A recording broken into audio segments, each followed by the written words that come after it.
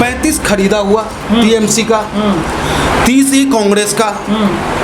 तो इसका अपना है क्या?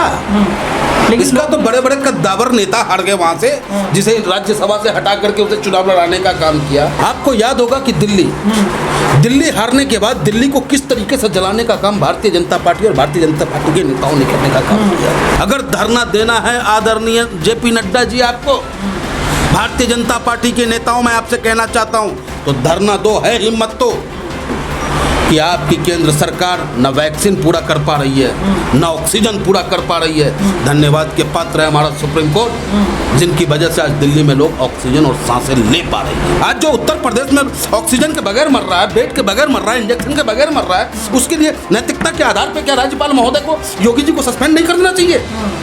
लेकिन वो काम तो कर रहे हैं ना। हाँ, भाजपा के काम कर रहे हैं। एक बंदर से जो था ना, इस डाली से उस डाली और उस डाली से उस डाली, कुत्ता कहा कि ये क्या कर रहे हो भाई, हम काम कर रहे हैं।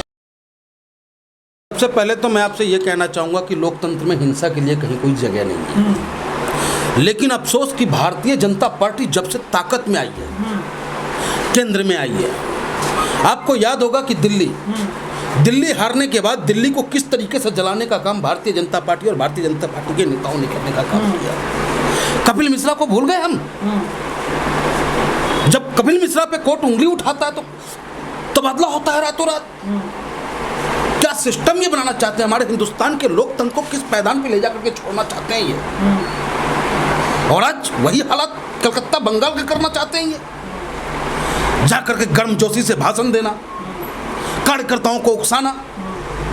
मैं पूछना चाहता हूं आपसे कि क्या सिर्फ भारतीय जनता पार्टी के कार्यकर्ताओं की हत्या हुई है? टीएमसी के कार्यकर्ताओं की हत्या नहीं हुई? कौन है वो लोग?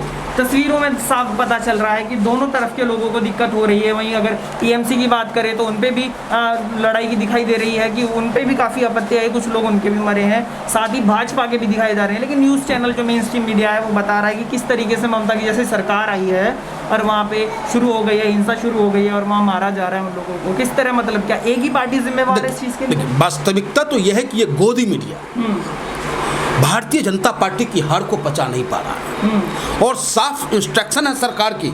आपने एक वीडियो भी वायरल देखा होगा उत्तर प्रदेश सरकार की कि पंचायत चुनाव में जब चारों खाने चित होता है ये और समाजवादी पार्टी का परचम लहराता है, तो अधिकारी कहता है कि आप इसको इस तरीके से दिखाएं कि योगी जी की वाहवाही हो।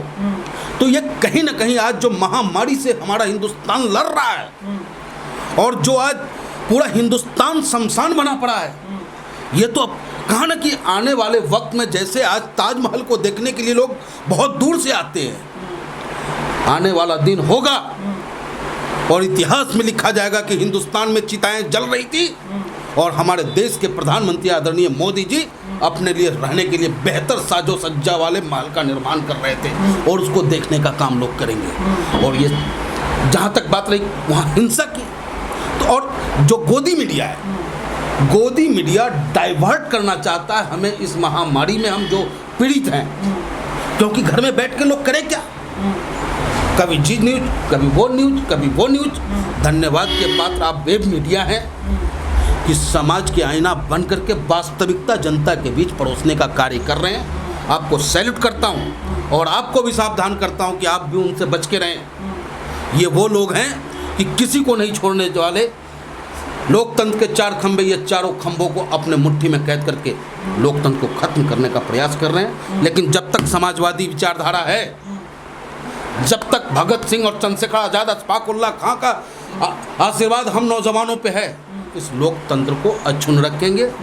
इनके मंशा को हम पूरा नहीं होने देंगे और आने वाला 2022 उत्तर प्रदेश की जनता कह रही कि गलती से हुआ मिस्टेक, भैया आ जाओ अखिलेश, और अखिलेश की सरकार बनने जा रही है और इनको करारा जवाब मिलने जा रहा है। जिस तरह से वहाँ देखा जा रहा है, ममता बनर्जी ने भी काफ़ी वहाँ पे बताया कि इस तरह ये एक झूठ फैलाया जा रहा है, लेकिन वहीं वहाँ धरने पे जब लोग बैठ जाते हैं तो इस तरह का लोकतंत्र, अगर वो हार गए तो हार स्वीकार करें ना।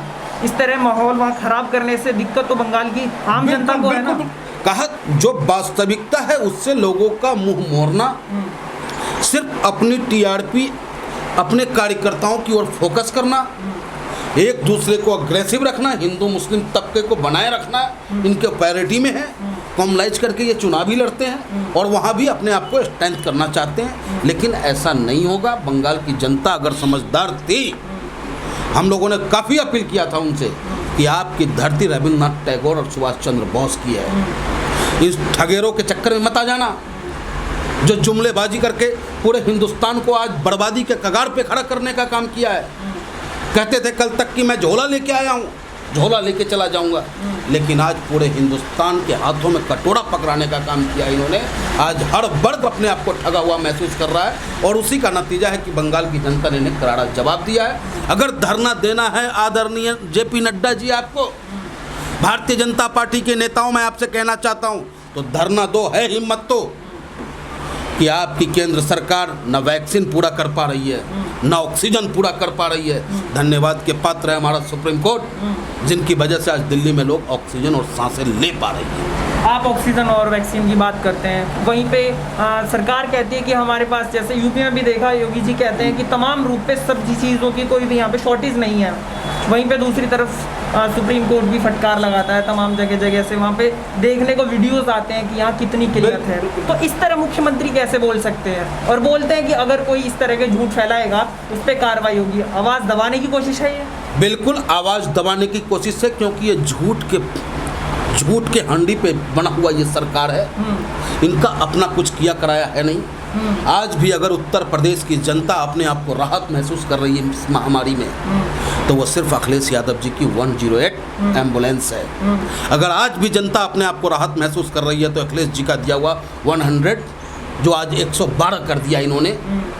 लेकिन ये कहाँ तक दबाएंगे? आपने देखा लखनऊ में हॉस्पिटल ने लिखा कि मेरे पास ऑक्सीजन नहीं है, उसके ऊपर मुकदमा करने का काम करता है। जब ये कहते हैं कि हमारे यहाँ हॉस्पिटल खाली है, बेड खाली है, हाई कोर्ट फ़ोन करके पता करवाता है तो बेड खाली नहीं होता है। तो ये स्थिति है इस सरकार की।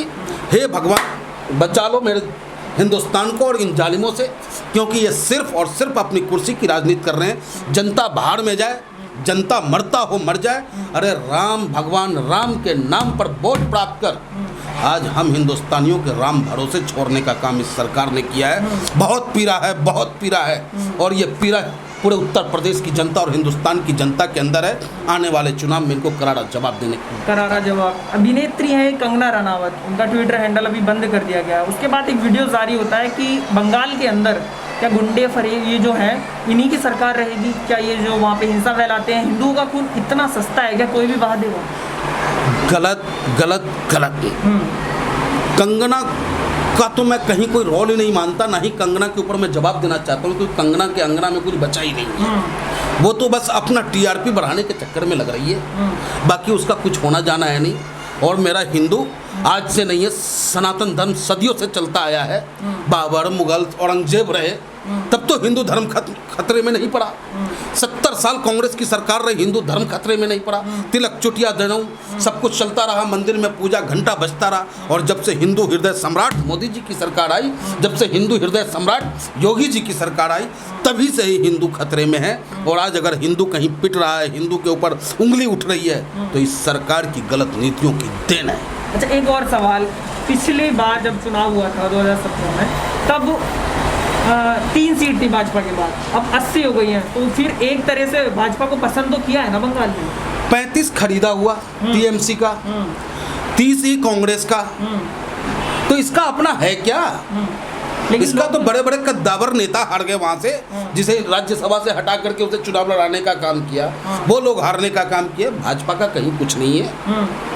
हाँ, पुनः चुनाव आयोग से फिर मैं कहना चाहूँगा कि चुनाव आयोग महोदय, आपके हाथ में लोकतंत्र की बागडोर और चाबी है। किसी की दबाव में आकर के आप कोई ऐसा निर्णय न लें। चुनाव आयोग से भी एक वहाँ इस्तीफे देना शुरू कर दिया। चुनाव आयोग से बयान आते हैं कि वो लोग हमें काम नहीं करने दे रहे हैं। वो लोग पता नहीं कौन है, लेकिन वहाँ से इस्तीफे आते हैं। तो किस तरीके से देखते हैं? वो लोग में आदरणीय अखिलेश यादव जी तो होंगे नहीं, उस लोग में सुश्री ममता बनर्जी जी तो होंगी नहीं।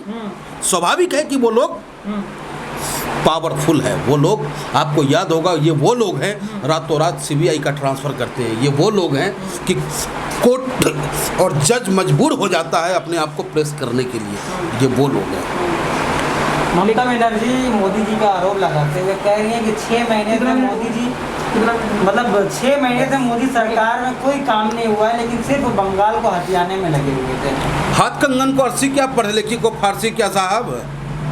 जब हिंदुस्तान मरने की कगार पे खड़ा था तो ये बंगाल जीतने की तैयारी में लग रहे थे। अरे साहब, जब लॉकडाउन खत्म हुआ आपको ऑक्सीजन लगाना था, बेड की तैयारी करनी थी, वैक्सीन की तैयारी करनी थी, लेकिन आपने अपने पूरे मंत्रालय और पूरे लाव लश्कर के साथ बंगाल को जीतने और एक हिंदुस्तान की मजबूत महिला नेत्री को अपमानित करने के लिए अपनी पूरी ताकत लगाया। लेकिन हिंदुस्तान की जनता आज भी भगत सिंह, चंद्रशेखर आज़ाद, अशफाक उल्लाह खां, सुभाष चंद्र बोस को मानने वाले लोग हैं। और ऐसे डपोर संघ की बहुरूपीय का अब भंडाफोड़ हो चुका है।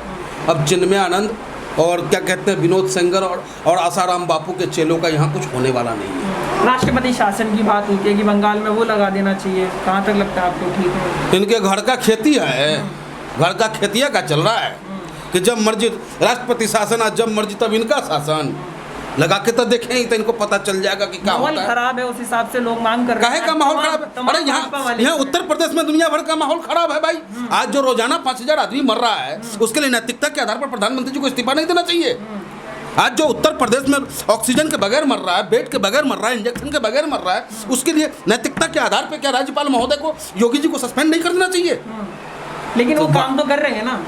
हाँ, भाजपा के नेता लिए हुए। हाँ, काम कर रहे हैं। एक बंदर से जो था ना, इस डाली से उस डाली और उस डाली से उस डाली, कुत्ता रहा। कहा कि ये क्या कर रहे हो भाई, हम काम कर रहे हैं। अरे ये किसको कोई काम कहते जब हमें राहत ही नहीं मिल पा रहा है। जगह जाकर वहाँ हॉस्पिटलों में भी दायरा दे रहे हैं और दिखा रहे हैं कि हाँ किस तरह से हम मौजूद हैं, और वहाँ काम जमीनी स्तर पे काम करवा रहे हैं। कोई जमीनी स्तर पे काम नहीं है, वो आपको भी पता है और हमें भी पता है। अगर जमीनी स्तर पे होता तो हम क्यों बोल रहे हैं? तो तमाम मीडिया क्यों बताता है कि आज प्रधानमंत्री ने ये काम करवाया? ये वो मीडिया है जो सरकार की मीडिया है। जितना ये मीडिया पे पैसा खर्च किया है इन्होंने, चाहे वो शिवराज सिंह हो, चाहे हमारे योगी आदित्यनाथ जी हो या माननीय नरेंद्र मोदी जी हो, स्वच्छता अभियान के नाम पर, ये नाम पे वो नाम पे जो ऐड पे ऐड पैसा देने का काम किया, उसका 25% भी अगर वास्तविकता में इस सुधार के लिए लाया गया होता तो आज जिस स्थिति का सामना हम और आप कर रहे हैं वो नहीं करना पड़ता साहब। अच्छा, एक अंतिम सवाल मेरा होगा। सोनू सूद जो आज इस टाइम पे एक फेमस हीरो भी हैं और काफ़ी मदद कर रहे हैं लोगों की, उनसे एक सवाल पूछा जाता है नेताओं की तरफ से, क्या आप राजनीति में आना चाहते हैं? अगर कोई मदद करना चाहता है, अगर वो है स्वाभाविक जमीन स्तर पे ऐसे माहौल में अगर मदद करना चाहता है, तो उसको राजनीति में जोड़ना ज़रूरी है क्या? नहीं, बिल्कुल जरूरी नहीं है। सेवा परमो धर्म। सैल्यूट करता हूँ सोनू सूद को मैं, उनके काम को सैल्यूट करता हूँ। और अगर राजनीति में वो आना भी चाहते हैं तो उनका स्वागत है। ऐसे लोगों की आवश्यकता है राजनीति में। इतना कह देने मात्र से कि राजनीति गंदा है, देश का भला नहीं होने वाला है। सोनू सूद जैसे अनेकों लोग हमारे हिंदुस्तान में हैं, अनेकों युवाओं हैं जो कहते हैं कि राजनीति गंदा है। मैं उनसे अपील करता हूं कि आप राजनीति में आए और जो गंदे लोग हैं उनको दूर करें और आप देश का बागडोर संभालें। क्या कहेंगे आप इसके ऊपर जब मोदी सरकार IDBI बैंक भी बेचने जा रही है? कुछ नहीं बचेगा, समझ गए ना। एक कहे कि देखिए, नहीं कहना चाहिए, कहते हैं ना कि बुड़बक थे हमारे बुजुर्ग लोग जो 70 साल में जहाँ सुई नहीं बनता था वहाँ जहाज बना दिए हैं, इतना हॉस्पिटल बना दिए, सारा सरकारी संस्था बना दिए, बैंक को राष्ट्रीयकृत कर दिए। लेकिन ये जब से आए हैं तब से बेच ही पर लगल है। तो बेचे का चर्चा क्या करना है इनसे? समझिए कि राम भरोसे चल रहा है सब हिंदुस्तान। लेकिन ज़रूर कोई न कोई ऐसा बेटा निकलेगा जो इनको करारा जवाब देगा। और आने वाला 2024 जो है ना, ये झोला लेके भाग ही नहीं वाले हैं। हैदराबाद के एक सांसद है अवैसी साहब जी, उन्होंने कहा है कि मोदी जी आपको कुत्ते की बच्चे की मौत पे बड़ा दुख होता है, इंसानों की मौत पे क्यों नहीं होता? सही कहा उन्होंने, बिल्कुल सही कहा। आज भी जब रोटी खाने बैठते हैं ना साहब तो आंखों से आंसू आने लगता है जब किसानों का बॉर्डर का धरना याद आता है, क्योंकि जा नहीं पा रहे हैं अभी। हम कंटिन्यू हम जाया करते थे बॉर्डर पे, लेकिन रोटी का निवाला जब हाथों में आता है तो आंखों से आंसू आता है कि ये रोटी उस किसानों की मेहनत का मैं खा रहा हूँ। और ये सरकार इतना बेदर्द कि आज तक एक शब्द उस किसान हमारे शहीद हो गए उसके लिए नहीं निकला। लेकिन एक निर्जीव टावर अगर टूट जाता है इनका तो उनके लिए इनकी आंखों से आंसू छलक आता है। लोकतंत्र की हत्या ही नहीं नजर आता है। और किसान आज भी इस कोविड महामारी में अपनी जायज मांग को लेकर बैठा और सरकार के कानों पे जू तक नहीं रेंग रहा, जो काफ़ी निंदनीय है। इनकी जितनी भी निंदा की जाए, संवेदनहीन सरकार है ये। बस राम भरोसे है हमारा सब। एक आखिरी सवाल ये है कि जो कंगना रनावत ने कहा था कि मोदी जी को आपको 2002 वाले रूप में आ जाना चाहिए, इसका क्या मतलब है? आके तो देखें, पता चल जाएगा। 2002 गोधरा याद दिलाना चाहते हैं? अरे उस गोधरा पुण्य आत्मा अटल बिहारी वाजपेयी जी आज हमारे बीच नहीं है। उन्होंने कहा था कि राजधर्म का पालन करना सीखो, सत्ता प्राप्त कर लेना मात्र ही आपकी सोच नहीं होनी चाहिए। सत्ता मिलने के बाद सूर्य अपनी रोशनी को बराबर देता है। तो आपको सबका साथ सबका विकास का सिर्फ नारा मात्र से ही जनता का भला नहीं होने वाला है। आप तो सबका विनाश करने की ओर चल चुके हैं और भगवान ही बचाएगा। और उसी दिन इस देश का विनाश हो गया था जिस दिन हर हर महादेव और कण कण महादेव के नारा को हर हर मोदी और घर घर मोदी करने का काम किया।